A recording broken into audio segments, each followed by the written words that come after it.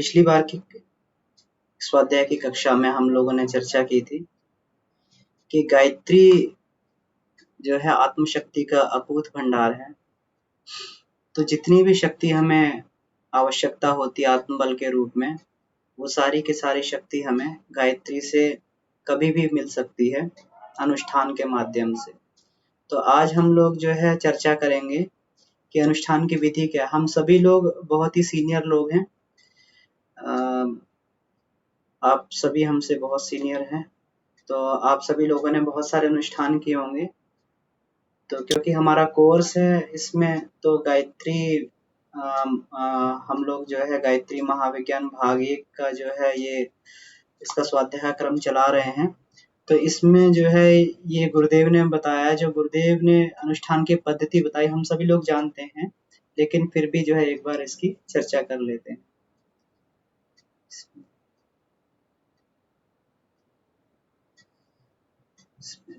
Sharing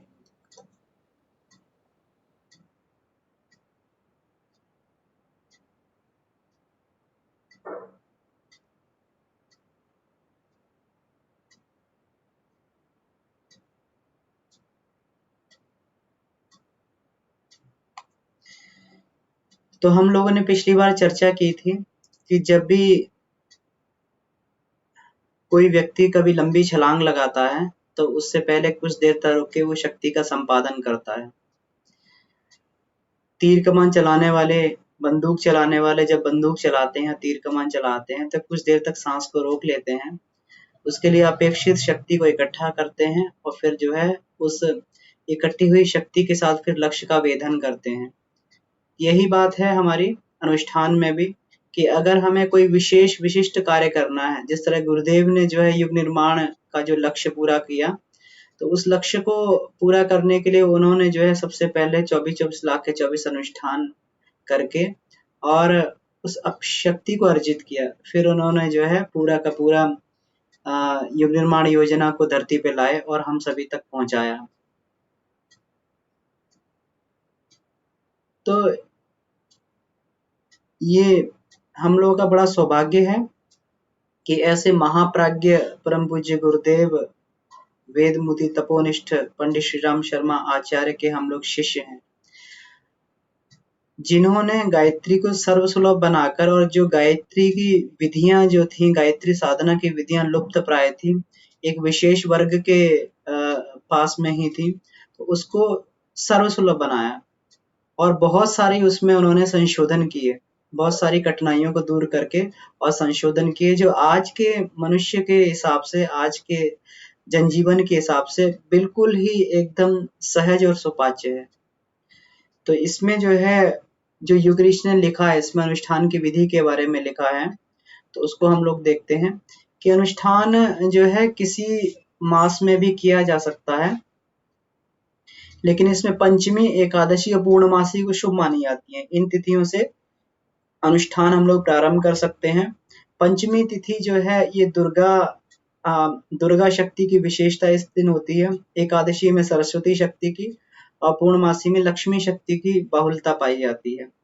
तो अपने हिसाब से हम लोग जो है किस तरीके का अनुष्ठान करने के लिए जा रहे हैं, कौन सी हमें अपनी कौन सी अपेक्षा को पूरा करना है, तो उस तरीके से हम दिनों को चुन सकते हैं। कृष्ण पक्ष की अपेक्षा वैसे तो कृष्ण पक्ष भी अच्छा है, लेकिन शुक्ल पक्ष अधिक शुभ माना जाता है, तो इसलिए शुक्ल पक्ष से इसको प्रारंभ किया जाता है। जब हम लोग जो है अनुष्ठान करते हैं, तो अनुष्ठान करते समय जो है नित्य, अभी भी हम लोग संध्या वंदन में नित्य गायत्री का आवाहन करते हुए विसर्जन करते हैं। तो जब गायत्री का आवाहन किया जाता है, जब कर्म करने से पहले जो है गायत्री का आवाहन करते हैं, तो उस समय जो है ये प्रार्थना मन ही मन की जा सकती है कि भगवती जगजननी भक्त वत्सल माँ गायत्री यहाँ प्रतिष्ठित होने का अनुग्रह कीजिए, क्योंकि साधक की श्रद्धा में चुंबकत्व होता है। मंत्र का अपना प्रभाव होता है और श्रद्धा का अपना प्रभाव होता है। जब मंत्र शक्ति और श्रद्धा शक्ति दोनों मिल जाती हैं, मंत्र विज्ञान और श्रद्धा शक्ति दोनों मिल जाती हैं, तो एक अद्भुत साधक के अंदर से चुंबकत्व पैदा होता है और वो अपेक्षित शक्तियों को अपने अंदर खींचने लगता है। विसर्जन करते समय फिर जो है पुनः माता से प्रार्थना करनी चाहिए कि हे आदिशक्ति भयहारिणी शक्तिदायिनी तरन तारणी मात्र के अब आप विसर्जित हो। तो ये आवाहन और विसर्जन का क्रम हम लोगों को ये अनुष्ठान में करते रहना चाहिए। जब हम लोग जो है अनुष्ठान करने के लिए जाते हैं तो चौकी पर जो है आसन प्रतिष्ठित करना चाहिए। आसन में जो है ये गुरुदेव ने जो बताया पुष्प का आसन, इसमें फूल के जो पत्ते होते हैं, पुष्प के पत्र हैं, उसको तोड़कर जो है एक उसको चौकी पर रखा जा सकता है। और वहां पर अगर हम सकार उपासना कर रहे हैं तो भगवती माँ गायत्री का एक सुंदर चित्र वहां पर प्रतिष्ठित किया जा सकता है। या फिर अगर निराकार उपासना है तो वहां पर जो है भगवती की शक्ति पूजा का एक स्फुलिंग बोलते हैं, उनकी सूक्ष्म शक्ति को वहां पर अनुभव किया जा सकता है कि वहां पे एक सूक्ष्म शक्ति प्रतिष्ठित है। गायत्री का पूजन जो है अनुष्ठान जब भी हम प्रारंभ करते हैं उस समय प्रारंभ करने से पहले जो है गायत्री की जो पंचोपचार विधि से अपन लोग पूजा करते हैं। तो पंचोपचार विधि में जो 5 मांगलिक वस्तुएं जो बताई हैं गुरुदेव ने, उसमें धूप, दीप, नैवेद्य, चंदन और अक्षत की वृष्टि, ये 5 चीजें जो हैं ये बहुत ही मांगलिक होती हैं इसमें। तो इससे जो है हम लोग देवी पूजन कर सकते हैं। प्रातः काल में जब भी बैठे तो हम लोग पूर्वाभिमुख होकर बैठ सकते हैं। सविता का ध्यान करते हुए पूर्वाभिमुख होकर हम लोग जो है कुश के आसन पर, कुश का आसन जो है ये सतोगुणी साधना के लिए सबसे पवित्र माना जाता है। और अगर कुश आसन नहीं है तो और भी कोई आसन की जैसे व्यवस्था बनती है तो उसको हम लोग इस्तेमाल कर सकते हैं, सूत इत्यादि का आसन। इसमें हम लोग को ये ध्यान रखना चाहिए कि ऊन और चर्म से इत्यादि से बने हुए आसन का प्रयोग नहीं करना चाहिए। उनका आसन जो है वो आसन तंत्र साधनाओं में, गायत्री की तमोगुणी जो साधनाओं में प्रयुक्त होते हैं। जप का आरंभ करते समय गायत्री के आवाहन मंत्र का हम लोग उच्चारण करना चाहिए, जिसमें हम लोग सभी जानते हैं आयात वर्ते देवी त्र्यक्षरे ब्रह्मवादिनी गायत्रे छंद माता ब्रह्मयोने नमोस्तुते। इस मंत्र के साथ में हमें गायत्री माँ का आवाहन करके उन्हें आसन पर प्रतिष्ठित करने की भावना करनी चाहिए और उसके बाद में हम लोग इसको जप कर सकते हैं। जप की समाप्ति जब होती है तो इस जो है गायत्री माता का जब हम विसर्जन करने के लिए जाते हैं तो विसर्जन के लिए इस मंत्र को हम लोग उच्चारण करके उनका विसर्जन कर सकते हैं। उत्तमे शिखरे देवी भूम्याम पर्वत मूर्धनि ब्राह्मणेभ्यो यनु ज्ञाता गच्छ देवी यथा सुखम। तो ये आवाहन विसर्जन की बात हुई। मन चारों तरफ ना दौड़े, इसके लिए हम जो है गायत्री माता के सुंदर चित्र में सुंदर छवि का हम लोग ध्यान कर सकते हैं।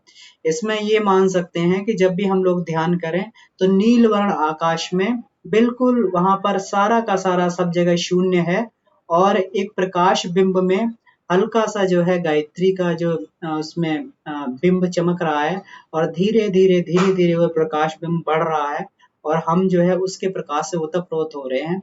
और गायत्री माता की छवि जिसमें आशीर्वाद वरदान देती हुई छवि का हम लोग इसमें ध्यान कर सकते हैं, मुस्कुराती हुई छवि का ध्यान कर सकते हैं।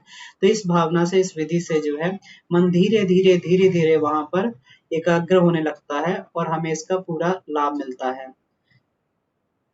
अब विसर्जन के बाद में इसमें गुरुदेव बताते हैं कि प्रतिमा को शयन करवा देना चाहिए और पूजन सामग्री को विसर्जित कर देना चाहिए।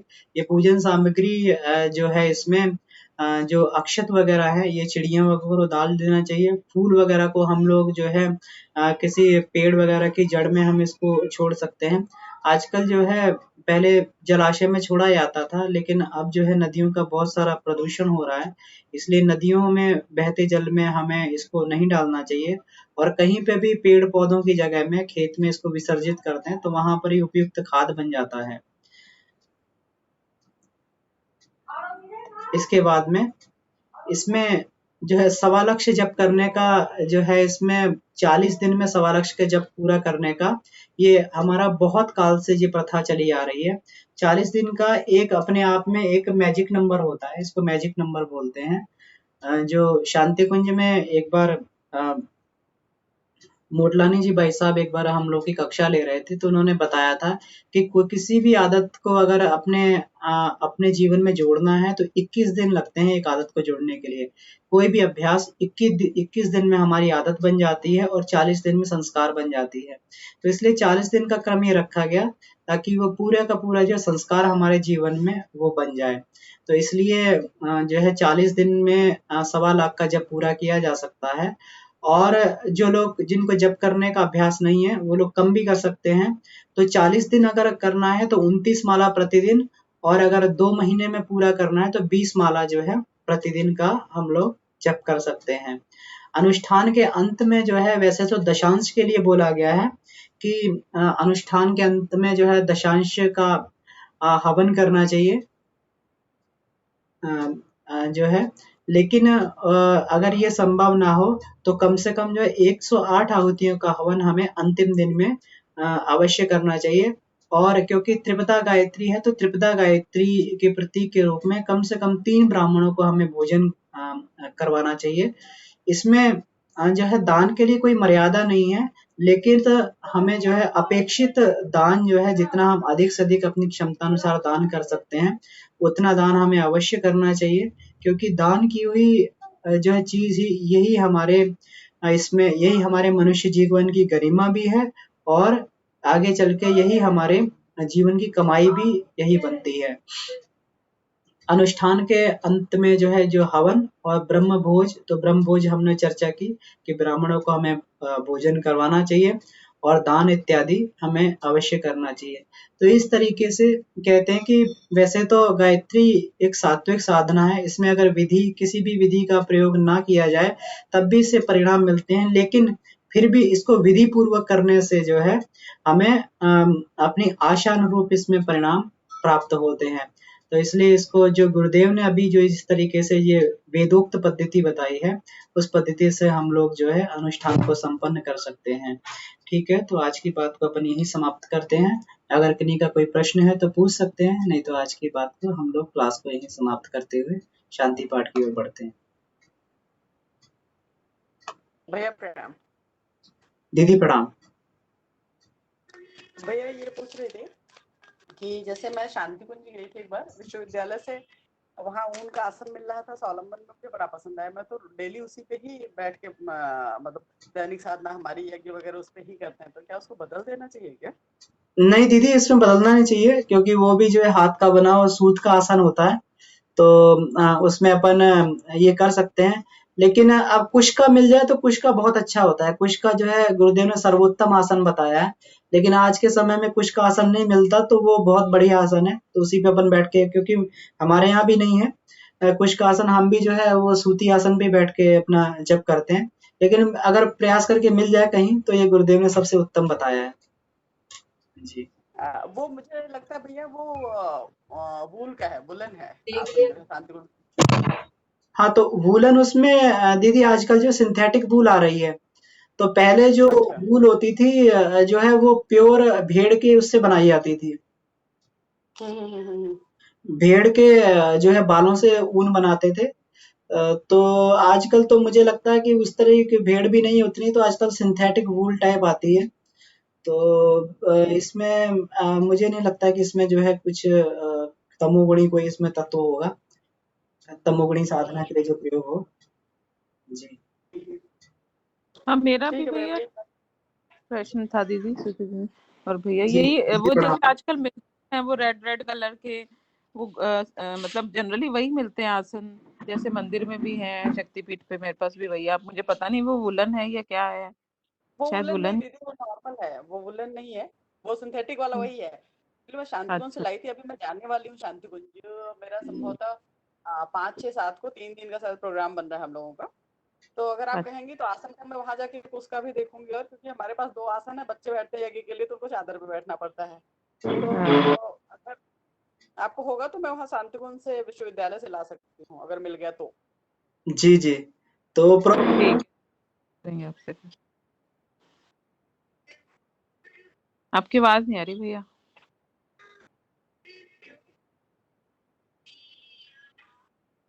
आवाज नहीं आ रही भैया?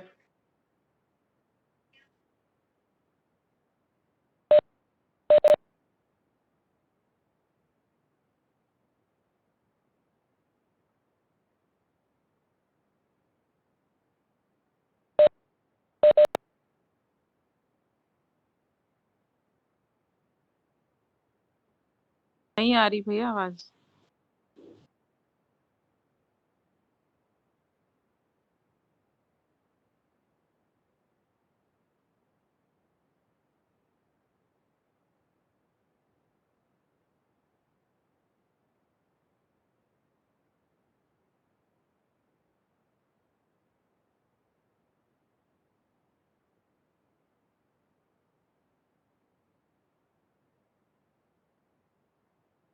अच्छा, इसमें विसर्जन का भी जो भैया ने बताया, हाँ। अगर हाँ क्योंकि आप भी बता सकते हो, तो विसर्जन क्या हर बार करना होता है? जैसे मैं तो जब करती हूँ तो आवाहन करती हूँ, विसर्जन तो करती ही नहीं हूँ मैं। हाँ, कई बार मैं भी भूल जाती हूँ, लेकिन भैया बोल रहे थे तो मुझे याद आया कि जब बड़े पापा ही हम लोग को एक्चुअली गुरुदेव से जोड़े हैं, तो वो मैं वही कनेक्ट कर रही थी कि पापा डेली आवाहन करते थे और डेली जो है दो चीज बोलते थे, नाथ सकल संपदा तुम्हारी, मैं सेवक समेत सुत नारी। उसके साथ ही लगा हुआ उत्तम शिखरे देवी भूम्याम पर्वत मूर्धनि ब्राह्मणेभ्यो हनुमयातम यथा सुखम। लेकिन मैं यज्ञ में करती हूँ दीदी, पर डेली जैसे शाम की जो आरती पूजा होती है ना, उसमें मैं भूल जाती हूँ। नहीं, जो जप करते हैं ना सुबह या शाम, मैं तो जप में तो नहीं करती विसर्जन। नहीं, यज्ञ प्रॉपर में तो मेथड यही है कर, तो दीदी। उसमें मंत्र ही है। हाँ, प्रॉपर एक्चुअली क्या होता है ना, एक्चुअली क्या होता है कि देव शक्तियों का, जैसा मतलब जितना मुझे पता है कि इनका देव स्थान है कि मंदिर, ऐसे तो हमारा शरीर बोला जाता है, तो बोले जब शायद मेरी अंडरस्टैंडिंग जो है ये ज्यादा अच्छे से अमन भैया बताए कि जब हम लोग आवाहित करते हैं तो अपने हृदय में वो करते हैं। जैसे मेरा नॉर्मली ये रहता है कि गायत्री माता सामने आ गई तो उसके बाद उनका विसर्जन करते हैं, तो मैं ये वो भावना मेरी यही आती है कि वो वापस मेरे अंदर हृदय में आ गई जो है। तो विसर्जन का मुझे लगता है प्रॉपर तरीका तो है कि विसर्जन होना चाहिए, लेकिन शाम वाले में मैं भी भूल जाती हूँ। यज्ञ में तो मंत्र का फ्लो रहता है, वैसे डेली हो जाता है आवाहन विसर्जन, पर वो होना चाहिए। ये मतलब प्रॉपर तरीका यही कहा जाता है। बाकी अमन भैया बताएंगे। हम मेरे ख्याल से बाइक काम करने लगा भैया को।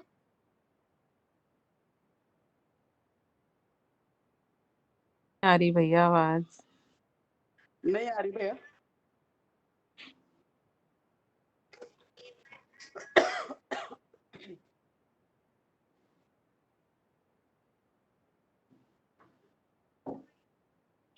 भैया हेडफोन निकाल के, वो ईयरफोन निकाल के एक बार बोलिए, स्पीकर वाले पे हो सकता है ऑडियो कनेक्शन में।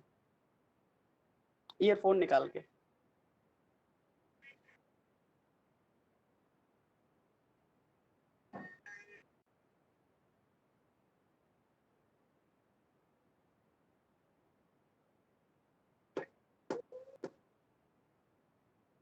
नहीं आ रही भैया आवाज बिल्कुल, आपका लिपसिंग बस आ रहा है।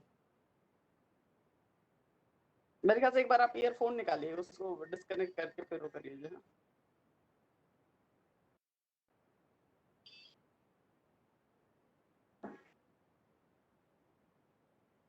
नहीं भैया। भैया आप टाइप करके बताना पड़ेगा आपको कि क्या मेथड होना चाहिए। अब वंदना दी, अगर आपको होगा ना आसन वाला लगता है हाँ, तो आप बता दीजिएगा, क्योंकि 70% चांस है कि हम लोग जाएंगे जो है। तो 5 या तो 7 अगर मार्च को। हाँ दी 5 6 7 का वो हो रहा है हम लोग का अच्छा अच्छा प्लान। अच्छा तो अच्छा अगर आपको रहेगा, वैसे मैं कुछ का देखूंगी क्योंकि हमारे यहाँ उसी में कुछ का आसन मिल जाता है, तो मैं अच्छा। देखूंगी अगर मिलेगा तो मैं वहां जाऊंगी ना, तो वहां से लाऊंगी। पर अगर हाँ, आपको वूल वाला ले चाहिए आना मिल दीदी, रहा अगर कुछ का मिल गया तो पक्का ले ही आना, 2 ले वो आना। घर जाऊंगी ना, घर जाऊंगी वाराणसी में मिल जाता है उसका आसन, क्योंकि वहाँ किसी किसी ओकेजन पे मैं देखती हूँ बांटा जाता है हमारे यहाँ। तो अच्छा होगा तो मैं अच्छा, लेते आऊंगी। ठीक है। अभी भैया की आवाज नहीं आई लग रहा है। मेरे ख्याल है आवाज नहीं आ रही। प्रणाम बहन जी आप लोगों प्रणाम को। प्रणाम प्रणाम। प्रणाम। आज हमारा प्रोग्राम है, शायद जा रहे हैं, हेमंत आ रहे हैं ना?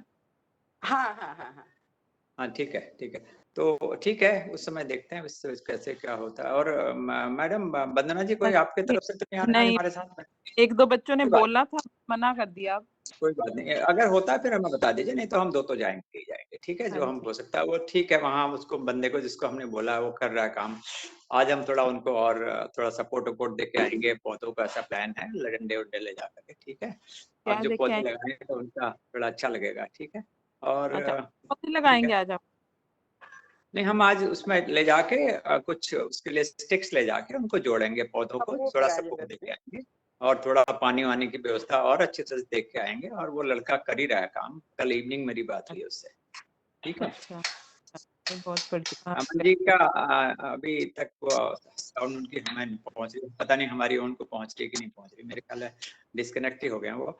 तो अब थोड़ा शांति पाठ करते हुए हम लोग आज विसर्जन करते हैं। ठीक है, क्यों कुछ और